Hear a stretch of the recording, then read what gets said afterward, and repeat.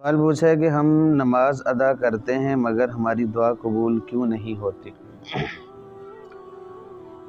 یاد رکھیں، نماز کا ادا کرنا یہ ایک الگ فریضہ ہے اور دعا ایک الگ عبادت ہے۔ حدیث مبارکہ میں تو آتا ہے کہ مومن کی ہر دعا قبول ہوتی ہے سوائے اس دعا کے جس میں قطع تعلقی کی دعا کی جائے، یا اس دعا کے کہ جس کے بعد آدمی جلد بازی کرے۔ صحابہ نے عرض کی یا رسول اللہ، جلد بازی سے کیا مطلب ہے؟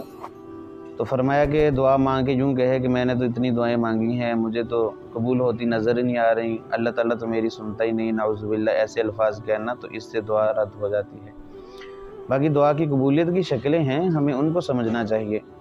مومن کی ہر دعا قبول ہوتی ہے، قبولیت کی شکلیں یا تو اللہ رب العزت جو مانگا وہی عطا فرما دیتے ہیں، یا پھر اس دعا کی برکت سے آنے والی مصیبتیں، پریشانیاں وہ لوٹا دی جاتی ہیں، ہٹا دی جاتی ہیں اس دعا مانگنے والے سے۔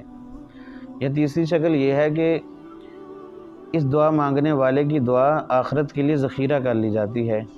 روایات میں آتا ہے جب یہ روز محشر اللہ کے پاس پہنچے گا تو نیکیوں کے پہاڑ دیکھے گا اور یہ اللہ رب العزت سے پوچھے گا یا اللہ یہ نیکیاں تو میں نے نہیں کی، تو اللہ تعالیٰ فرمائیں گے تو نے فلاں چیز مجھ سے مانگی تھی دنیا میں، ملی تجھے؟ وہ کہے گا یا اللہ نہیں ملی، میں نے بہت مانگا تھا۔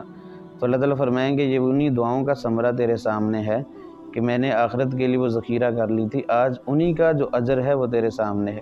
اس پر وہ بندہ تمنا کرے گا کہ کاش دنیا میں میری کوئی بھی دعا قبول نہ ہوتی، سب کا اجر مجھے اللہ تعالیٰ ادھر ہی عطا فرما دیتے، تو اتنا بڑا اجر اللہ رب العزت عطا فرمائیں گے۔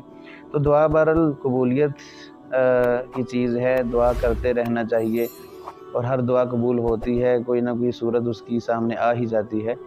تو یہ اللہ کی مشیت ہے، اللہ تعالیٰ جیسے چاہیں اس کو قبول فرما لیں، ہمارا کام تو مانگنا ہے، تو اللہ سے مانگتے رہنا چاہیے۔ جو نہیں مانگتا اللہ تعالیٰ اس سے ناراض ہوتے ہیں، جو اللہ سے جتنا زیادہ مانگتا ہے اللہ تعالیٰ اس سے اتنا ہی زیادہ خوش ہوتے ہیں۔